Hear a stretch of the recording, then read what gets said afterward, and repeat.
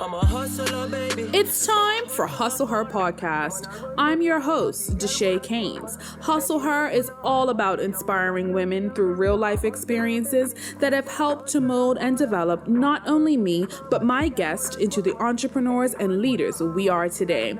If you're an enterprising woman determined to succeed and looking for a bit of motivation, a bit of tough love, and some actionable takeaways to be the best you, girl, you are in the right place. Okay,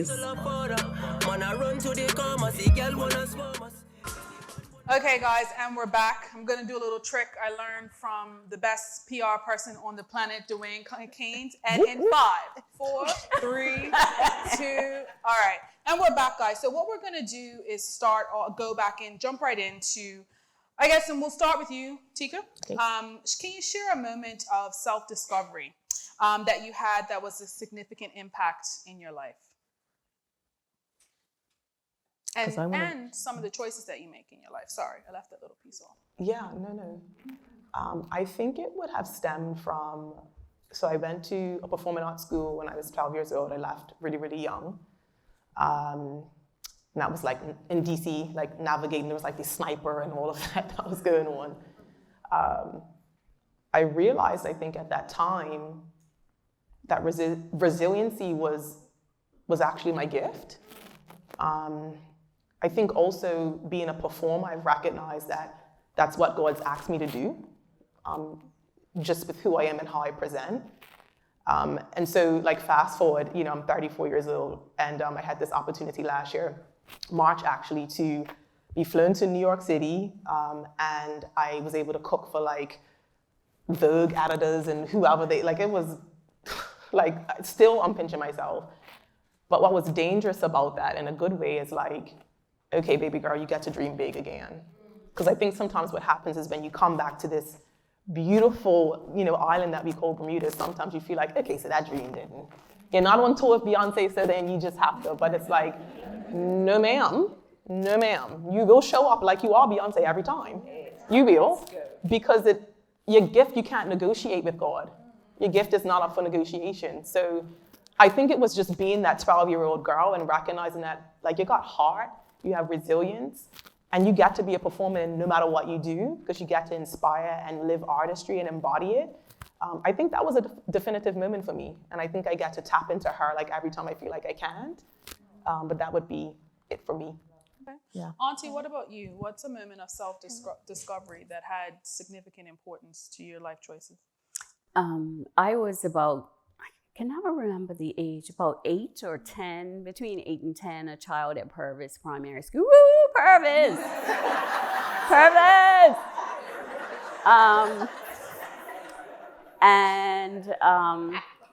Something happened to one of my close friends. And before that, because I idolized my grandfather, and I thought my grandfather was a pastor. He was the head elder, but he always preached. So I thought I wanted to be a preacher too, right? So I was like, yeah. So I used to practice up in his bathroom.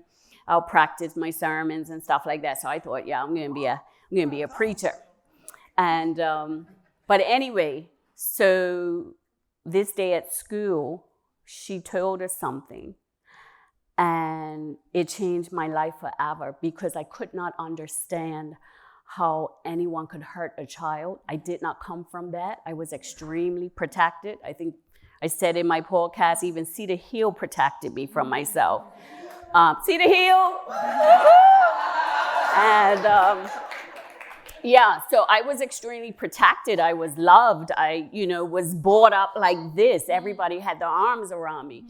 And so I just couldn't understand. And I was saying to myself, what am I going to do? What can I do? And I said, when I grow up, I'm going to be a family judge. That's what I'm going to do. But at that point, I didn't know you had to be a lawyer first. So I was a little disappointed. I had to become a family lawyer first. But anyway, yes, that was it. All right. I love that.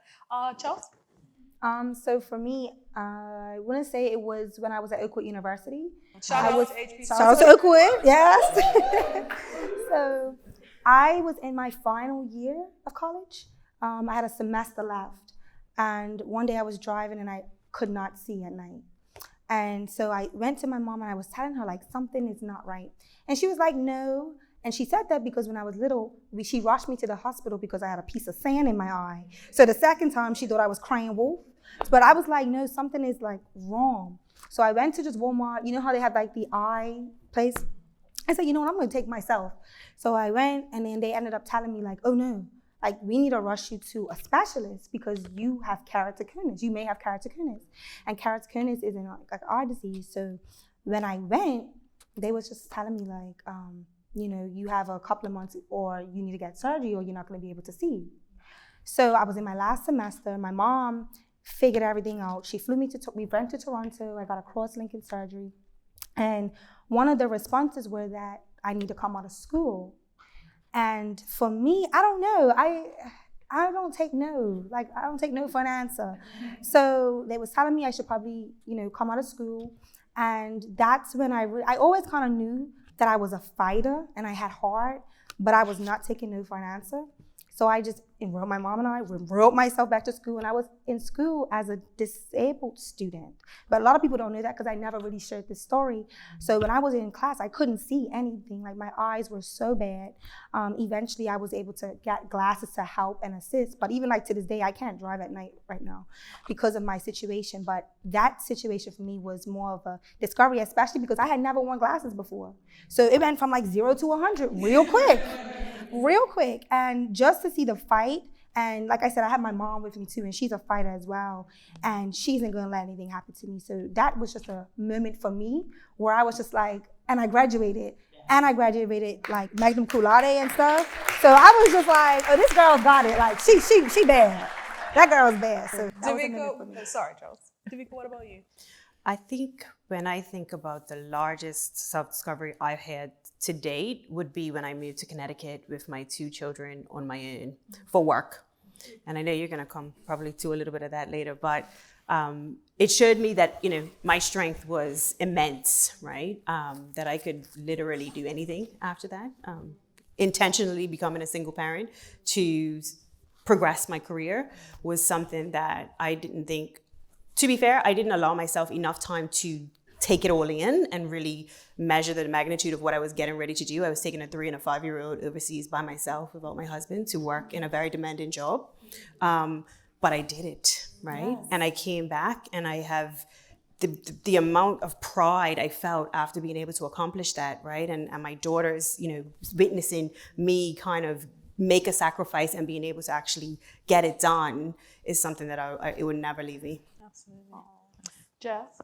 I was kind of hoping you were going to. You know what? Probably struggling with infertility. That period of, and we talked about it a bit on the podcast, but that period of lack of control, that period of feeling broken, and being someone who shares and connects, and feeling like, am I not supposed to talk about this? So you don't talk about it. So we're not. I can't share this. For someone like me to not share, that's suffocating, right? And then to not have people in your circle that really kind of understood at that time. It taught me, and I said this in the book, it taught me faith. It taught me that I don't have control. I literally don't. As someone who loves control and loves to feel in control, and I for the first time I had no answers. There was no reason. I just couldn't have what I wanted at the time that I wanted it, and I was trying really hard. We were trying really hard. It was a two-way thing. But it was the first time that I was like, so if I try hard at this, I'm not gonna get my way. I'm not gonna see the result. There's no execution here. That doesn't make sense. And I struggled with it, and I felt so broken. Like I was like, this is supposed to work. And for the first time, and then to have my daughter afterwards, and the fruit of resilience, and to have a miscarriage, and all those things, that period in my life really taught me about just stepping back and realizing that what is to come and the future that is to be held for you will evolve exactly as it should. And you have to trust that all that should be is going to come into fruition. But to see the gift on the other side, right? It's pretty magical. Love that. So we have, so Davika, Tyka, Jasmine, and Auntie are all girl moms. And so when speaking of motherhood and raising, well, a woman now and young girls that you have, what's something that you did differently with raising your girls that was different from you? And what do you want them to know? Or how do you want them, I guess, to feel about you? Auntie? To start with me. What did I do differently? I don't know because, and my mom, do not start crying. I better not hear you bawling. I love my mom. Like, I think once, the moment I had my daughter, I realized, oh my goodness, like, parents honestly do the best that they can with what they have, right? So even my biological father, who didn't do what he was supposed to do, I love him tremendously, right? My mom never bad-mouthed him to me. She never said anything negative to him, to me about him. And even my stepfather, who was extremely strict, I love that man, right? He was trying to protect me from the world. And so maybe that's it. Maybe I wasn't as strict and as protective. Like, my mom was extremely protective. My stepfather was very strict because he was protective also of us. And I think I let Maxie feel a few things because she was very hard-headed, and she needed to feel, yes, she needed to feel some stuff, like one day. So I always said to Maxie, you must read. Reading is important. That's how they get you, Maxie. Read, right? So my girl washed her hair this day, and she saw lotion in the bathroom on a bottle. And anyway, so later on that evening, we were at a function. It was one of Wayne's work functions when he was chief of staff. And I was like, somebody smells like Nair. I said, Maxie, come here. So I smelled her head. The child's head smelled of Nair.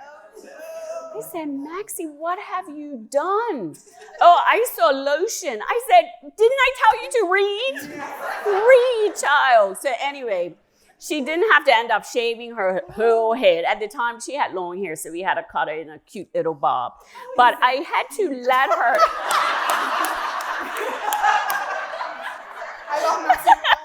That was a rough stage. She was. No, but wait, hold on. You guys get it honest. Don't act like it's just Maxie. No, that's all honest, you Caines that's girls. a Caines trait. Oh my gosh. Yes. So Cool. I had to let Maxie feel some stuff for herself. I had to let her feel. My Nana Caines has a saying, those who don't hear must feel. Yes. And I call it a Sharnette Caines proverb. And it's so crazy because I actually feel that more now as an adult than I ever did as a child. But anyway, sorry, go ahead. I think I'm done. Okay. Yeah. I had to, so that was it. I gave her a bit of rope and let her feel a few blows. She had to. So Jazz, what about you and what do you want Mai to feel about you?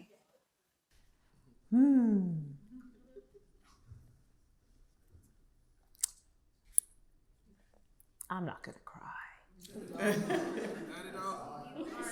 I want my daughter to know that the day she was born, she was loved fully. Like, my cup was full. There's nothing she could do in this world to make me love her more. There's no action, there's no activity, there's no goal, there's nothing.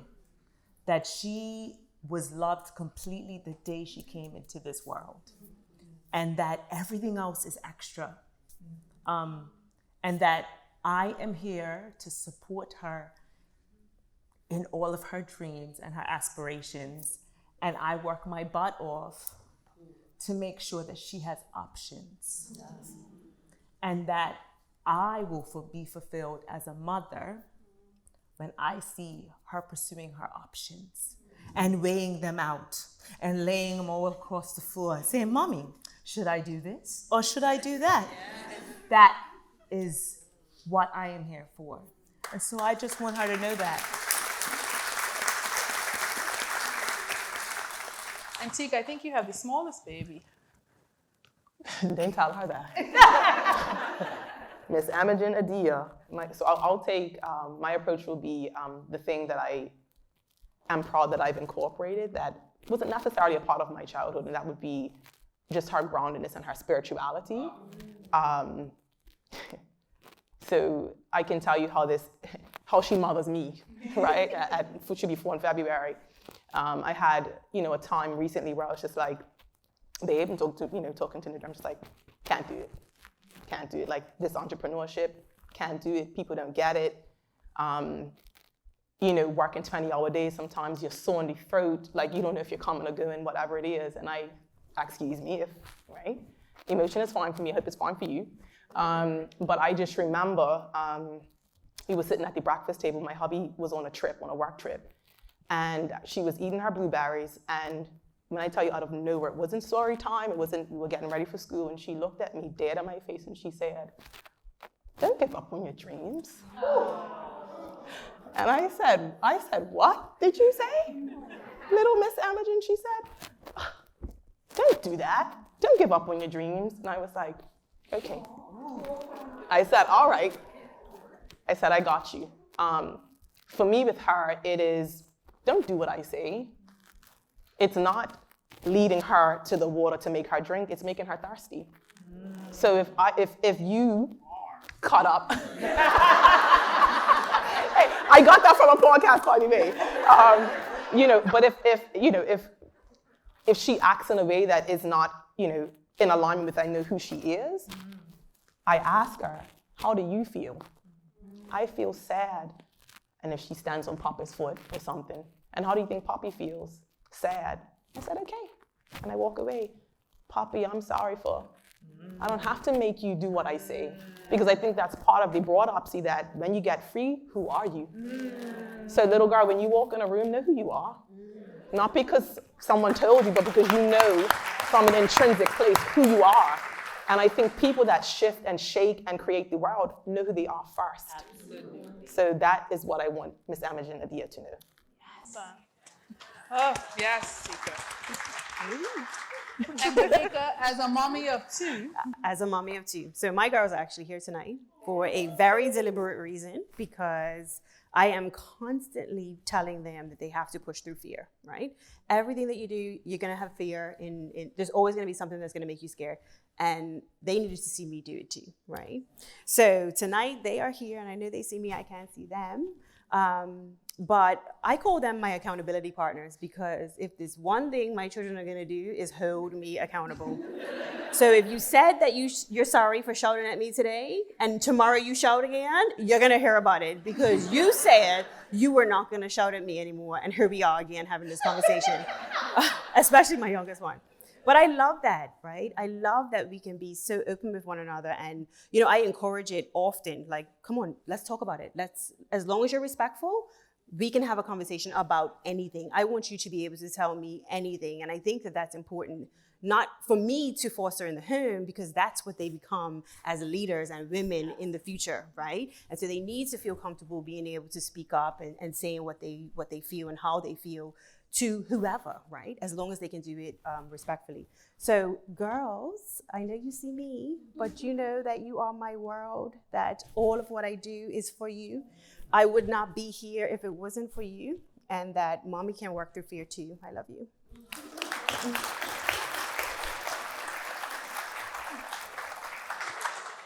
So I'm gonna come to you now, Charles. But this I'm only a plant mom.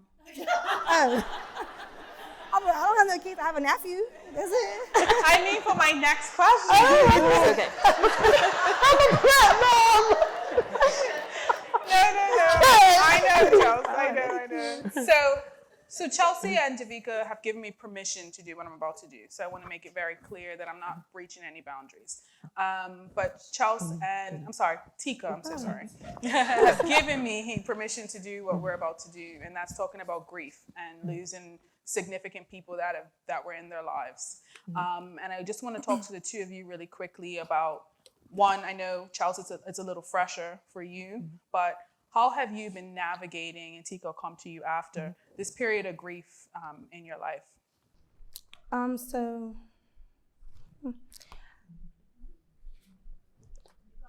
I guess but okay, so when everything first happened, I had just seen him, and then I went away, and I wasn't even away for 24 hours, and I was away with my best friend, and I got a call to basically say, my brother was gone, he had passed, and it's just within seconds, your life just changes. You're not the same person anymore. Like, a lot of things are different, relationships are different, and one thing I can say, it was very dark. I literally,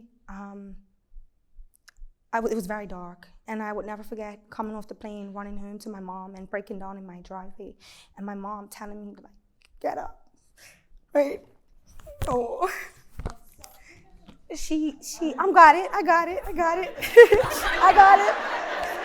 got it. My mom basically telling me to get up. And I'm like, I'm done with it. I'm done with entrepreneurship. I'm just done with everything. I'm just done.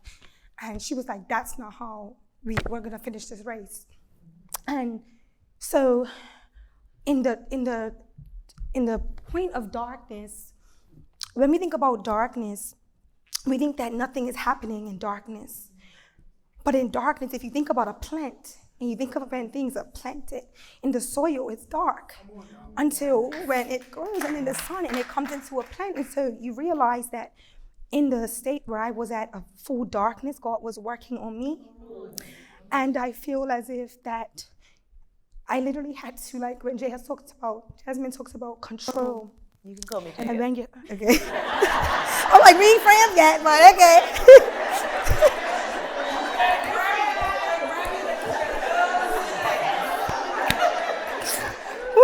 When we think of control, I'm like that in terms of I do this, I do that. If I study in a test, I get an A. This was out of my control.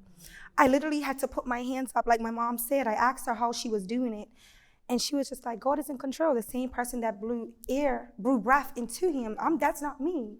He is in control. So for me, I was literally forced to put my hands up and say, God, you are in control in the midst of my darkness. And like I said to anyone out there that you may be going in your darkness, because when we think about grief, we only think about losing a person, but you could lose a job, you could be going through divorce and different things like that. And so when I think about the dark place I was at, God was working on me and still working on me. And then even when I posted something on TikTok talking about where you are is where exactly where you need to be. Right. I'm telling you, that is true. Because I was away for 10 years living in America. And I just came back last year, and I was working at a job. I felt like I shouldn't have been there. I'm an accountant as well, but I was just doing admin work. But I was seeing my brother every single day. We was working on his boots. We was grinding together. And to be honest, when I think back, because we all gonna have a time. Our time is all gonna come. Not to scare anybody, but we're gonna have a time. And I feel like that's why purpose is so important, and understand your why, and talking to God about your gifts and making sure you're using those things. So in the midst of my darkness, when I found out I was actually away with my best friend who had went through this and lost her brother 3 years ago, she carried me and she picked me up, her and another close friend of mine. And so she knew what I needed. God knew what I needed. And I was with the right place, with the right person at the right time. So when I love you too. When I think about navigating through grief, it is a journey, because tomorrow and today, they look totally different. I could be sitting there typing. I could be winning an award or something, and immediately I think of my brother. And when it comes to my person, that was my person. In those hours, him and I were both entrepreneurs. And if you look at my logo, my brother designed it. A lot of different things that I did, we did together. And we've been doing that since I was young. And so losing that person for me has been the most challenging, heartbreaking thing in my life. And 4:00 in the morning, he'll text me because we're out working. And he'd be like, how you doing? And I'll be like, I'm stressed. And he'd be like, stress spelled backwards is dessert. So go get some ice cream and then go back and work. And so when we think of those things that we think were little, those are big things. And he made sure I learned about support and stuff like that. So in the midst of my darkness, when I had to hold my hands up and put God in control, I had to leave the island for situations. I had to just go and clear my hair. And I just remember, I went to Oakwood Church, and the pastor was preaching about just God's, just his miraculous and how he just holds you when you can't hold yourself. And I remember saying, you know what? This period of my life, the things that Mark and I did together, is not going to end here. And I made a conscious decision to make sure that my brother's death is not in vain. So all of the hard work, all of the nights we stayed up, all of the pouring that he did to me and poured into me, I just know that I'm going to do the same. And if you listen to his interviews, he's always talking about, I thought my purpose was football, but no, my purpose was to inspire other people. And I think that's what our parents have instilled in us. And so for me, when I'm navigating my life, what keeps me going is knowing that I had a brother who encouraged me, or a brother that worked in me to remind me of my purpose and a strong support system. So for me, it's not the end, because it's every day. Like I said, every day is different, but I'm doing the best that I can.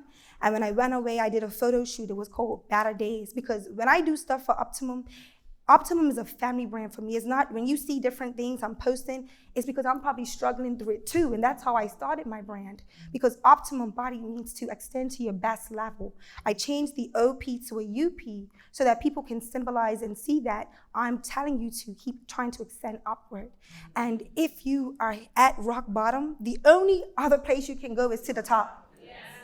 And so for me, these are the things that are instilled in me when I'm struggling to keep going. And then my mama is there telling me all the time, she's like, Chelsea, gather the roses and leave the thorns alone.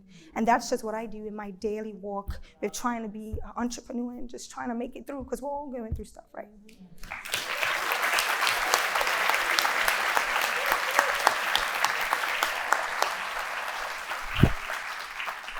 And Tyka, I know that you lost your brother. Yeah, it was definitely. Thank you so much for that, Chelsea.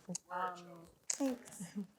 Tyka, I know you lost your brother as well, and I know it was a little bit longer than last year. But how have you been dealing with that grief and not having your brother with you anymore?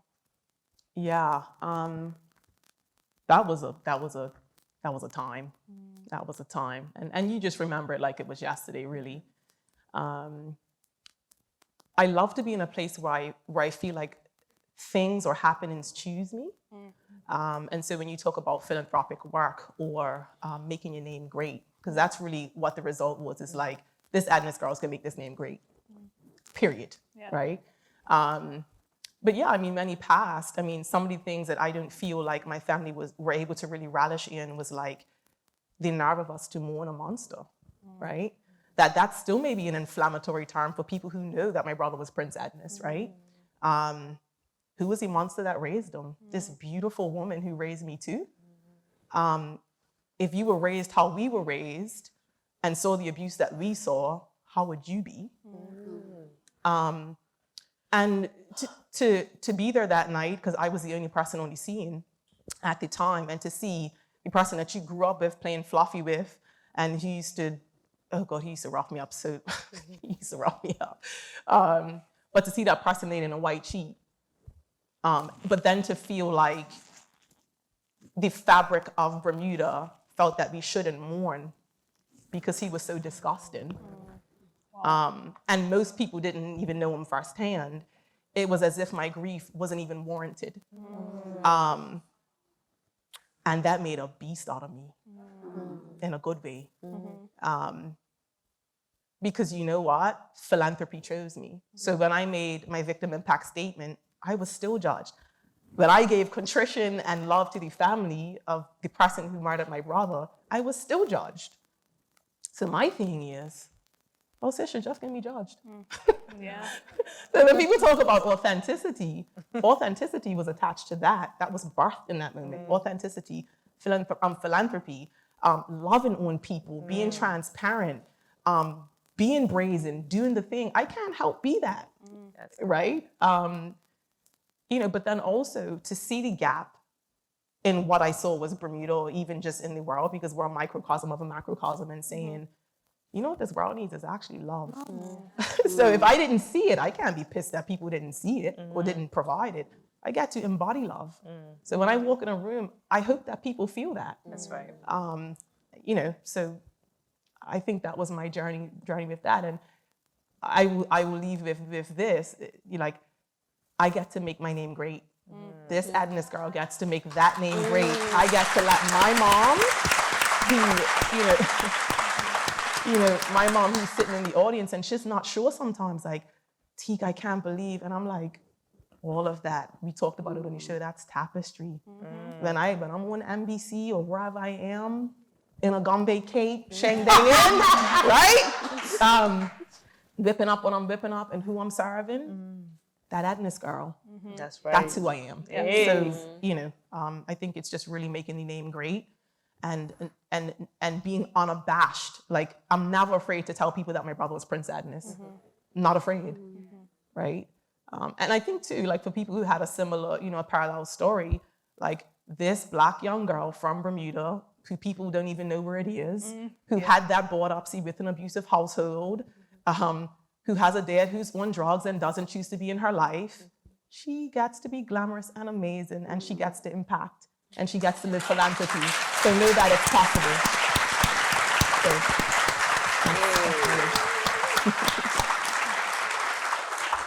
So first, thank you both so much for sharing that with us. I know that it's very fresh and not taking away any of that. So I genuinely appreciate you being very vulnerable with us with those things.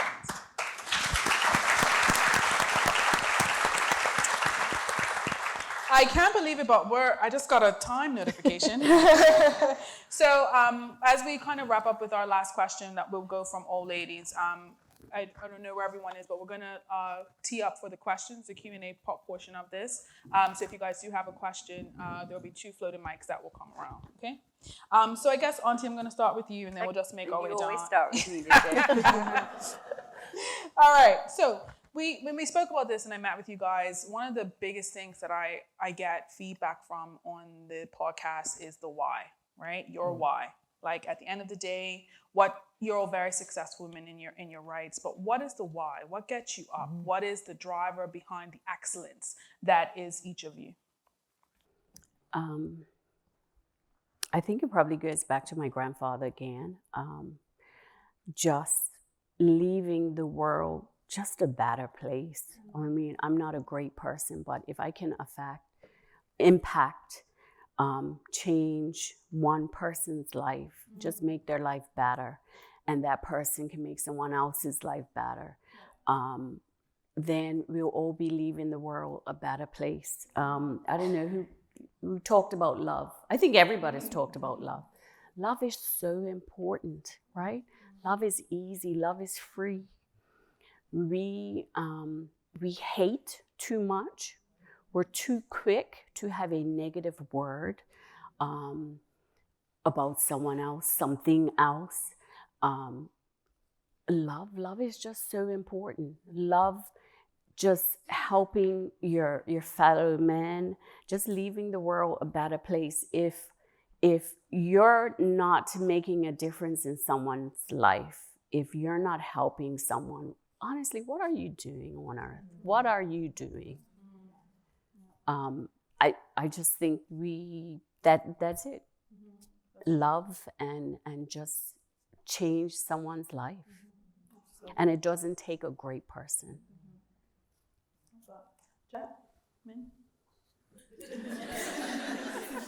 What's up if people don't want to say jazz? Okay, so my why. I've talked a lot about my family, and so they are my why.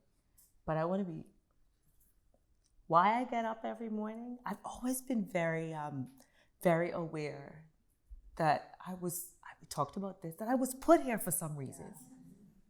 God didn't make me 5'10", loud, you can hear me before you see me. He didn't make me like this for no reason. And so I intend, and I'm saying this with passion because I mean it, I get up every morning and I intend to have and get all that God's intended for me. I intend to live this life and I will bleed it out. I am going to be exhausted when I die. I will just lay out, ready to go. I will have talked to all of the people. I will have impacted. I want all that God has for me.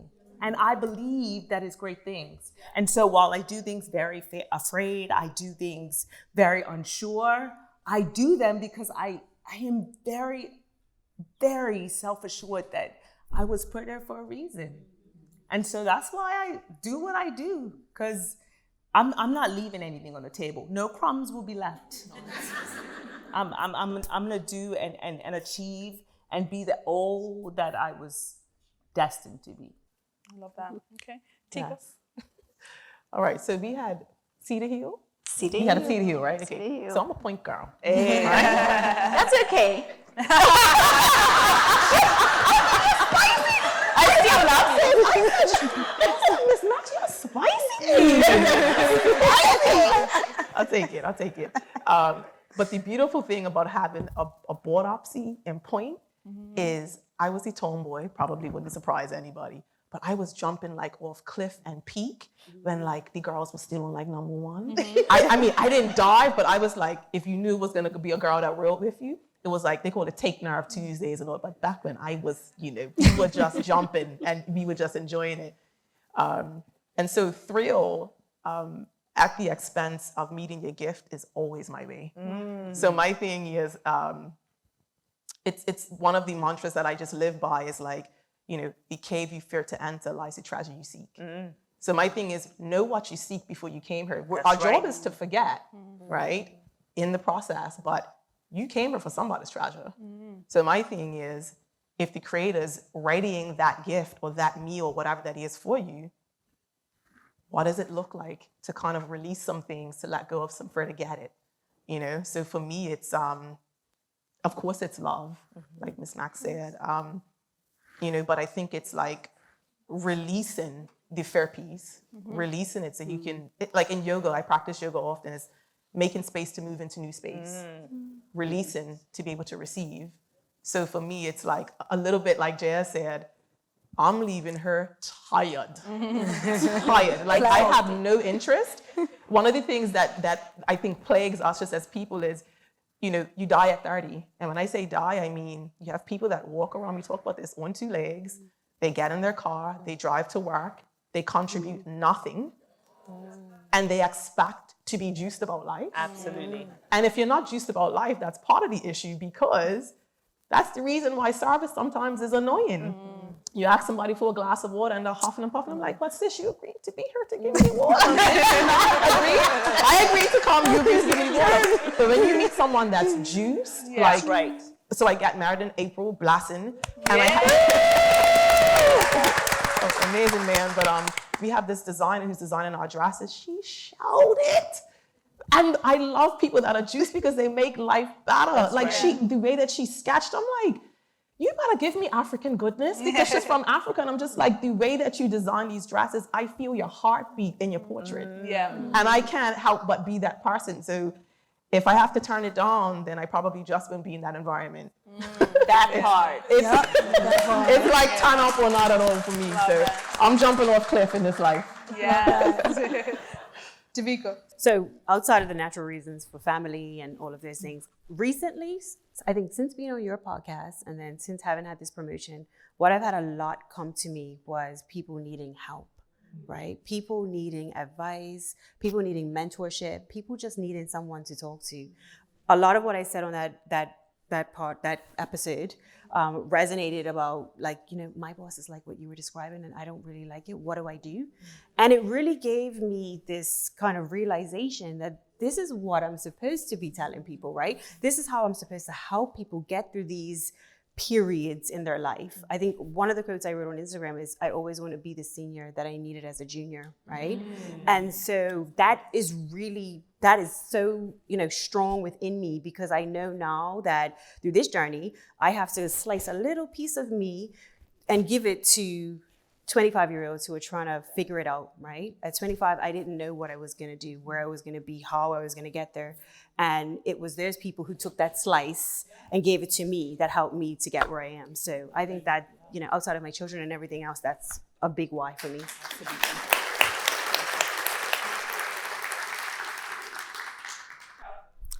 So my why stems from family upbringing. Growing up, my parents always not pushed us, but they gave us the option to serve. And they pushed service to God, service to your fellow man, VI. Because why did I say that? I don't know, it just came to my head. I guess Bermuda Institute still in my head. So they always pushed service. And so some things just become innate. It just becomes a part of you. So even when you look at, my mom used to always tell me also that my gifts are like my interpersonal skills. Mic check? I'm good. My intrapersonal skills. So when you shop with Optimum Body, it's good. So when you shop with Optimum Body, a lot of people come to buy clothes, but you leave with a different experience, and you leave motivated, you leave inspired, and that's because I'm not just selling clothes. I'm selling an experience. I'm, offering people rooms to sit in. I'm selling out of my house right now, and people come, they sit on my couch for hours. They'll be there from 10 to 4, just sitting there talking about their problems, and, just me giving my advice and just having someone you can talk to. So when I think about my why, it's definitely for service. I know that what my purpose is, and it's also not just about knowing who you are, but also knowing whose you are. And I think that's just, my purpose and my why I keep going.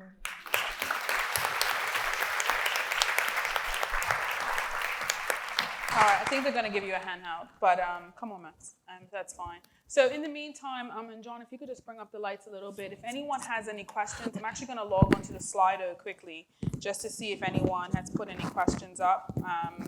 And so I think we have some mics, if Kira's in the back with any mics. Anyone have any questions, any Q&A before we wrap for the evening? Okay, so question right here.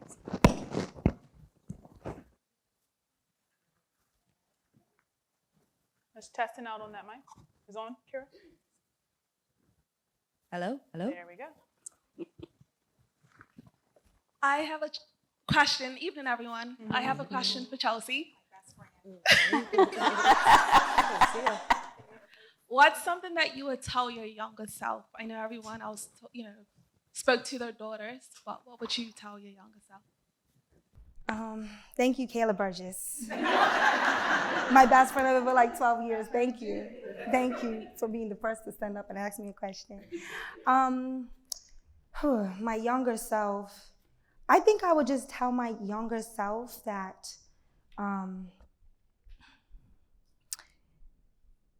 there's nothing smooth sailing about life. I think a lot of times we think the amount of money that we make is going to solve some problem or whatever, but we're always going to have problems. There's always going to be something that you're battling, some trial, some tribulation, something. And being able to just reset, refocus, and realign, it's okay to do that, even if you have to pivot. So that's what I would tell my younger self, that nothing is smooth sailing.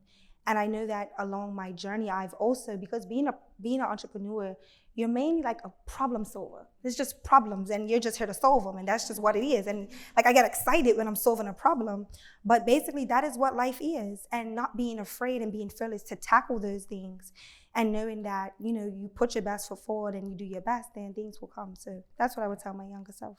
Thank you. Anyone else? Just put your, so I see Dr. O'Bannon right here. Doctor, put some respect. There you go. Thank you. Good evening, everyone. Good evening. Oh, okay, let me keep still. So first and foremost, I just want to thank everyone for your authenticity and for your vulnerability this evening, because this is beautiful. I'm over here weeping, so I apologize if you see me afterwards and I look like I've been through some stuff. I don't know what mascara I put on this evening, so I'm sorry. Yeah, and I talk a little extra, so sorry. I'm actually curious to know your thoughts. This can go to everyone, anyone, whomever, whatever works best. But I find that, not just in my experience, but in the conversations that I have with women all the time on this island, and really people in general, but we're hustle her here, yeah. Bermuda is very interesting that we're very relational. We're a very relational country. And yet, especially when we're talking about our entrepreneurial spirits, and also in our corporate world, where we often live in silos. I'm curious to know your thoughts on how we break down some of these silos. We're talking about passing ladders back, and I hear that most of us are trying to pass them back and trying to tap in the next people, whether it be the next generation or our partners on our side. But how do we break through these silos and really open it up so that, as women in particular, because we know what we know, how sometimes we can't really be transparent with each other out of fear of a potential repercussion. But how can we potentially open up a little bit and expand so that we can say, hey sis, like we're not in competition here. We both have gifts. We both show up individually in our own spaces with our own talents, even if we're in the same industry. Right. So how can we all thrive together? Who wants to take that one? I would. You sure? Beautifully, packaged. Yeah, absolutely, and such an important, I think, topic to delve into. I always think the things that are, I always say macrocosm, microcosm, but the larger things come from, of course, one source. And I think what could be, maybe a few things that could be the antidote would be, I think as women, if we work on completing ourselves as wholes, it's easy to divide, right? So my thing is, I always say, I am no less beautiful because these ladies are strikingly gorgeous. If anything, the portrait is just ton up, right? So my thing is, the courage, I think the equation is having the courage to say, have the conversation, right? To say, I'm not competing with you, right? I think you're gorgeous, right? It's the courage. That's right. But then the other thing is to actually be the whole, to then divide yourself. I think once those things are in place, I don't think the silos even have room, really. Yeah, that's what comes to my mind. Jasmine, say I fully and wholly agree. I was going to say, Sam, exactly what you said is what needs to happen. But there needs to be spaces created, right? In such a small community, there has to be intentional spaces created by the fearless, right? There has to be spaces like this created. And then you have to get a few loudmouths who aren't afraid, and others will follow. Because they see that it's okay. You can be all that you want to be. And in fact, I want to help you get there. So I do a lot of, what are you doing? What you want to do? We should have coffee. Let me help you get there. I'm just want you to know that's just being truthful. She literally was like, coffee, let me know. I like I said, I already feel like I'm going to get where I want to get in this life. And I want to bring everybody with me, right? And so, but you have to create those spaces. Deshay and I are part of an association, ACRE, maybe some of you know it. It's the Association for Corporational Equity. That's creating a space and a place. And then within that space and the place, a few fearless come in and we start pointing and targeting. You, I'm going to bring you with me. You, here's the tips of the trade. Like, don't do that. Do this. And so it takes a few, but then it's contagious. Yeah. Because whoever I help and start talking to, they could copy exactly what I say and say it to their friend and then say it to the next person. So it's about in a space, in an island like ours, we have to create safety. And it's going to take a few to be courageous enough to create those spaces and then be contagious enough that it filters to others. And I also want to say that I know from my entrepreneurial space as well, but you also have to be someone, like whoever's trying to receive, you also have to be somebody that's trying to put in the work. Nothing is really just given. I feel like a lot of opportunities that came from me was from people who saw that I was actually working hard and putting in the work. I actually help a lot of entrepreneurs, but the ones that I really help, and I'm not picking sides, but when I see that you've already been trying yourself, because that's another thing, is just like we're in an island, but because I'm doing something, that does not mean that because I don't give you the whole recipe that I'm against you. It's no, like you need to put in that work yourself. And then, I don't mind setting the ladder back down, but we also have to talk about not being lazy and being able to work hard as well. Yeah.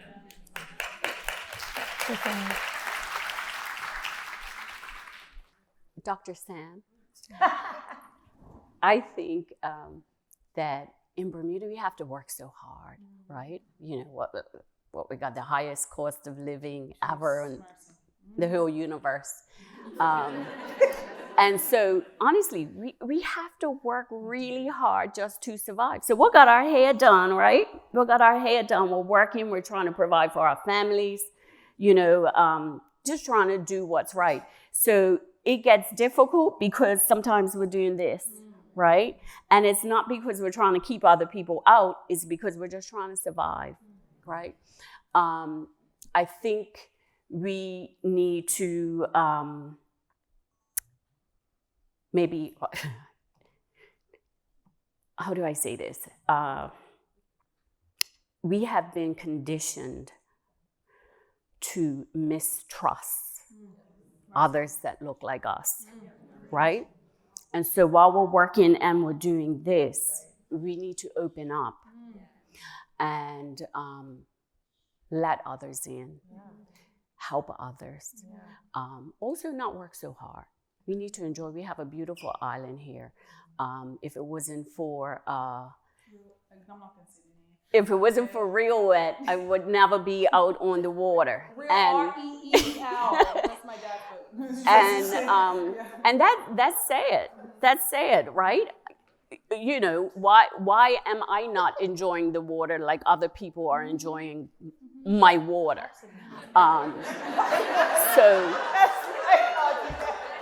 So although we have to work hard, yes, we have to work hard because we have to survive, we have to provide. I think we need to ease up a little bit and open up a little bit. And while we're opening up, let others in, let them see what we're doing, assist others, and break down some of those silos that were not truly put up by us. That's right. But I think what's refreshing to see though is, so when I connect with a lot of the younger people that I mentee, the younger generation are that. They embody that. They want to bring everybody along. They want to show me what you're doing. I will pull you with me. And I love that because that shows progress, right? Yeah. That means that we are taking, I think our generation, it was a lot of what you just described, but it's so refreshing to see that the younger generation are really opening themselves up and wanting to bring people along the journey with them and then share their experiences and break down those barriers. And so, we have a lot to look forward to. Okay, I'm going to go to the lady right here, and then I'm going to come to you, Chris. Yeah, in the floor, yes. Yes. Good evening. Okay, here we go. I'm just so inspired and in awe and really grateful for all of you. Thank you so much for the inspiration.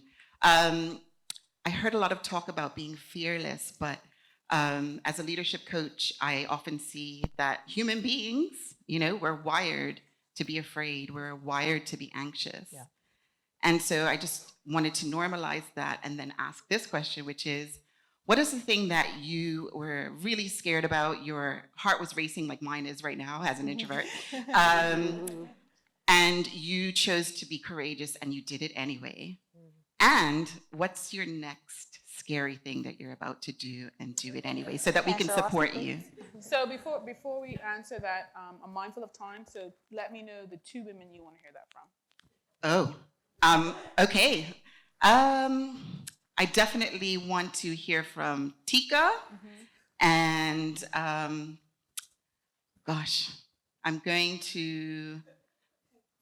I know. I'm going to ask Jazz. Tyka and Jazz. Let's hear it.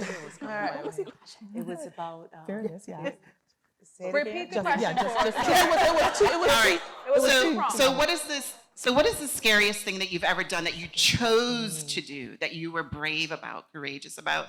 And what is the thing that really scares you right now that you're holding yourself back to do, but it's your next big thing so that we can support you there? So I probably won't reveal my next big thing, but I'm scared every day. I literally am. I'm scared all the time. I'm scared every day of my job. I don't feel like I know what I'm doing, and then I do it, and I do it, and I'm like, look at me. Look at me just doing the thing. I'm always afraid, and I put myself in scary situations. I catapult. I go ahead before I think I'm qualified. So I actually can't pin down a point because I'm constantly doing really scary things, and it's just a part of my DNA. I just go ahead. So yeah, and the next thing I do is going to be really scary, and I'll call you because fear and action, they can happen at the same time, and they should, right? And so I don't think my action is ever going to be stopped because of my fear. Also, when you get, and let's be careful with this, when you do fearful things and you see the result, you're like, yeah, a little dopamine. Yeah. All right, let's do that again. That worked out, right? And so, I make it it's a practice. So yeah, I really am always afraid. Yeah, I love what you said about like fear and the movement. Because I guess my definition of fear is not feeling the rush of blood on your face and whatever people feel like reapplying deodorant, like however you get afraid. But I think it's acknowledging it, moving through it. That's right. And still doing the thing. Fear doesn't mean you don't do the thing. Fear just means you feel it and you do it anyway. Right. So what in my practice, I try my best to not nestle in what we call analysis paralysis. Now you're a therapist, I don't even want to feel like I'm telling you what your job is. So I'm trying my best to meet you where you're at. But the analysis paralysis thing, I try to release that as much as possible. I don't know if it's just because we talked about it, but I think, again, the life stuff for me I don't think it's that scary. Like, afraid to like maybe put out a recipe and maybe it doesn't work, or but the life stuff, again, I'm a point girl. I've been jumping off peak my whole life, right? But for me, I think it was, I honestly think when I saw my brother in the, when you see him before, what is it, in the I was gonna say nursing home, Jesus. In the viewing, because the death stuff is the woo-woo stuff that no one's actually had, if anyone's had experience of death, you wouldn't be here, right? So I think it was just, my heart was pacing, thinking about how I would process it, what he would look like, how all that would work. And I think that was the scariest thing that I did so far in life form. I think she had, did you have anything coming up you want us to support you on? What's the second prong, yeah? Yeah, I think we talked about it on this, something else, something else. We talked about it on the show. I've been, the first time I think I mentioned it was on the show, is like, I want to hit the world stage. That's right. The world is mine. Like, I want to be able to hit that and, not have to justify my why and not feel like, the creator hit every other place if the magic stick besides this island and this lady. Like, I want to hit the global stage with food. We're claiming it. We claim Chelsea's store and she's got it. Yeah. There we go. All right. So we have, I'm sorry, Maxie. Kara, where am I? Oh, Kirsten, here we go. Hey, so my question's for you, Deshay. We've seen the first 50 and the culmination of that tonight. What's your dream for the next 50 look like? That's a good question. Your turn. Excellent question. Guys, not about me. Okay. Yes.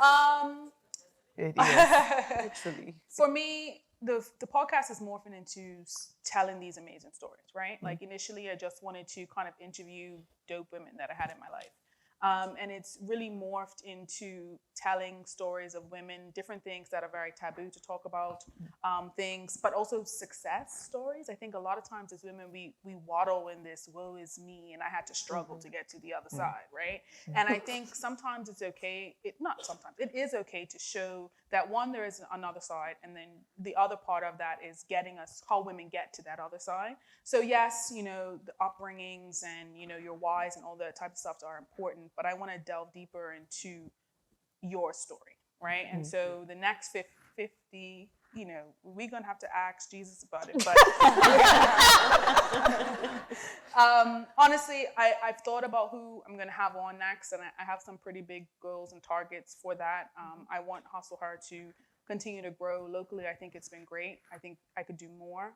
And then with Olamide being on the podcast, it's been, the international reach has been quite huge this past week. So incredibly overwhelmed, but grateful. But I definitely want to see some more international guests come on the podcast for sure. And then be in a space that, you know, where I'm using the podcast to put the amazing women that have been on the podcast and will be on the podcast on that international stage from those international guests. Ooh, nice.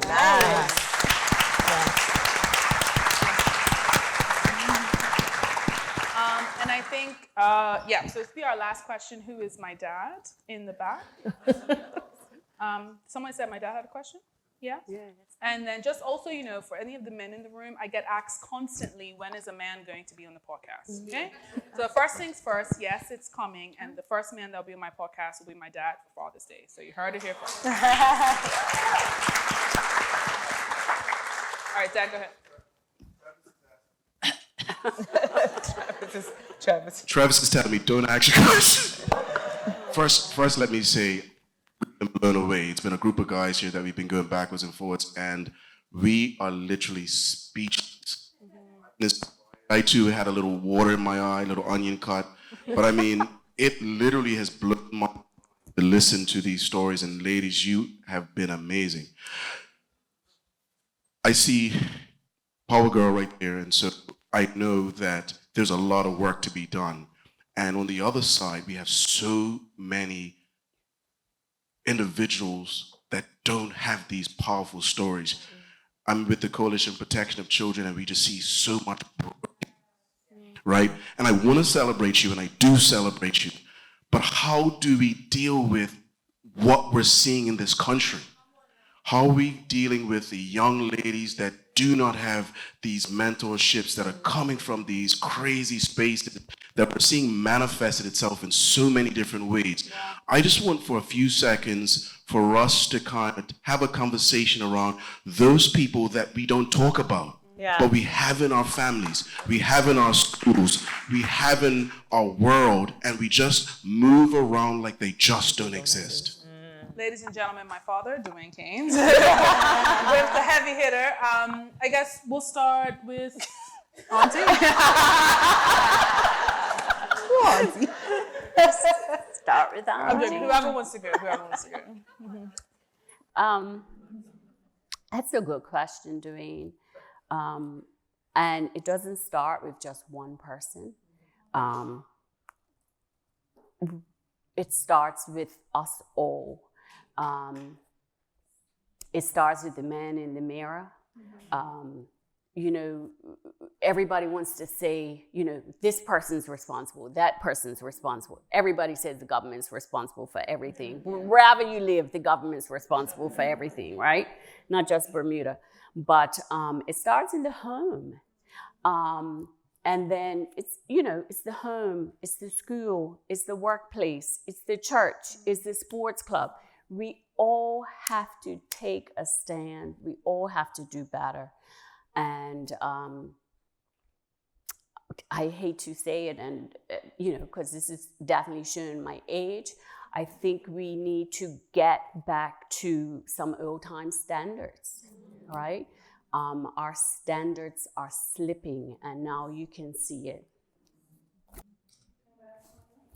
Yeah, I think a few things Ms. Maxanne said. I mean, I think when you were talking, I just remember your posture was like this when you were talking about I think we were talking about why we can't assist other people, and I think it really does tie into Mr. Caines' question, where, I do agree with you that I think some of the old school stuff gets to come back, but I think part of that generation before us was all about survival, and I think this is exactly what you explained, is that if I'm surviving, I can't even look to my left to figure out who is not being observed and who is not being acknowledged. And that's why I always feel like the beautiful thing is that we're in a time more than ever of healing. People are aware that healing is a priority. People in the companies who are doing big things, they have regular sessions with the therapist, because if you cannot be healed, and if you cannot come out of fight and flight, if you're in fight and flight, you're looking at where's the next dagger. You're not looking at how to help Jazz or whatever it is. So I think the more that we can come into that space of, again, your work in private showing up in public, right? Being able to say that I'm not surviving. You ask someone on a regular basis, how you doing? I can't complain. That's probably not where we want to be, right? We want to complain so we can get it right, or we need to get in the gym, or what we need to do, because complaining sometimes allows the laundry to be aired out, right? But it says, not complain. I ain't gonna say it because it's not gonna change. Yeah, I need you to take. It's this ideation where we're outsourcing responsibility. I learned that somewhere. We can't outsource responsibility. Well, I'll get it the next time. It's like, in that space of healing, we're able to acknowledge and say, oh my gosh, I just stepped over someone's leg. And I just crushed the ankle. I need to make sure, right? Back to Mr. Caines' question, I get to be in a space of actually processing feelings. I know sometimes, even with the old school, I know that, at least with my Nana, feelings was not even, they weren't even valid. You feel what? Put Vaseline on it and go on, right? It was Vaseline. All of what we feel and how we process, and the children now that talk about, and it's a beautiful space to be in. And that's why I think it's a bit of tit and tat.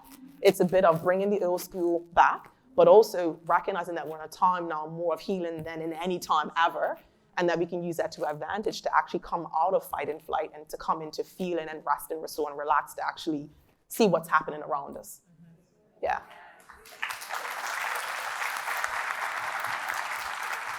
Anyone else want to address my dad's question? So I sit on the board of the Coalition for the Protection of Children with your dad. And we work closely together on that. Yeah. But, just reflecting on this conversation, so to start back with our grandparents, they were a lot closer to this struggle, right? And so as we now, are professionals, we are all leaders in our respective fields, we tend to get a little farther away from this struggle, right? And this society where things are not as simple as they can be for us, right? And I'm very aware of the fact that we are very blessed. We are very fortunate to be where we are. We have access to things, education. Our children have access to education that, some will never be able to have. So it's important that we, for our children, right, that we keep them grounded in how blessed they really are, and that they now need to pay that forward, because everyone doesn't have the same opportunities as you, right? And so it's really, really important that, the only way we're going to be able to keep focus on those issues that others are going through is if we keep focus on that in our own households, right? And make sure that we're aware of it, that we're charitably, giving, making ourselves available for those initiatives and those types of things, so that we can make a difference in the community. I think that's really important. I would just say it will start from you too. Sometimes, for me, I was living in America for a long time, and it's beautiful when I come back, because what I do is I sometimes, even in my entrepreneurial journey, I realize sometimes the things that we think we need, we don't, and we have things right in our fingertips. So for me, I know that this generation is filled with this is a social media era. So what I do and how I try to give back, and I'm back now, so I could probably do more, but I've used my platform more than ever to just give out free game, free knowledge. And so I've had a lot of young entrepreneurs or young people just trying to figure out what is this? I can do this too. And then just open that for dialogue, because it's a social media, and then they tell their friends, and then it's all of them messaging you, or you see them in town and they want to talk and connect. So sometimes I think we just use what we have to try to make a difference. Yeah, I actually also want to add to that. I think we have the opportunity to, and I'm going back to that word, advocacy, right? Sometimes there's a lot of people in our lives that are put in environments that they're not ready for, right? To my dad's point around, there's just a lot in this country that goes on that we don't talk about, things that we don't say. And then sometimes these younger people come into these environments, especially professional environments, and they're not sure what to do, right? Or they don't know how to act, or they don't know the correct things to say, or their accent is too raw, or whatever that may or may not look like. And what I think we have to then do is, one, advocate for these people, for the young ones that are coming up. Also give them grace. A lot of people need a grace, right? That's right. And that's second, yes, working hard is important, and yes, being smart and having your education, all those things are important, but everyone's going to make a mistake. And I think sometimes we have this, shut it off, and we're not going to give that person a chance again. And so I think having that grace and giving that part, telling them where they went wrong, I think one of the best things I learned growing up, well, not growing up, but was when I had my first job, and I made a rookie error, and the dragging through the clothes that I got with that error, I will never forget it, right? But that was that advocacy in the meeting, covering me, number one, but then letting me know what I did wrong so I never did it again. I think that's key. And then secondly, a lot of times we give to charitable organizations, but we're not really in the thick of what those organizations are going through, right? Exactly. So I think giving back to these charities is definitely important, but also volunteering of your time is also incredibly important. And giving, not just, okay, great, we want to take a photo and let's put it up on the Royal Gazette and let everybody see that we donated and we did X, Y, and Z. But those children that were part of that charity, the elders that needed that support financially, they also want you to come and talk to them. They also want you to be there for them. So I think that part of going back into our communities, like we all are great, we all doing amazing things, but going into those communities that some of us came from, you know what I mean, is I think more valuable than sometimes those financial contributions. Absolutely. Absolutely. All right, guys, so we're a little over, but first of all, thank you, ladies, so much for your time tonight. Thank you. And thank you, all of you, for coming this evening. I genuinely appreciate it. My nerves are settled, so finally, right? So I'm very grateful for everyone who's here this evening. And before I just sign off for the live recording, all of my previous guests that have been on the podcast before, if you guys could just come on stage after this, I want to get a photo with everyone. And then my family as well, if you guys could just say bye, I just want to get a photo with you guys too. So thank you, everyone who was here this evening. I really appreciate you.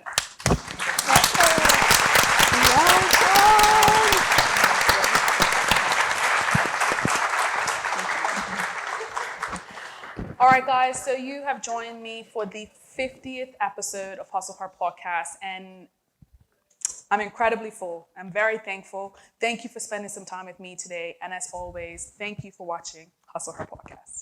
Yeah.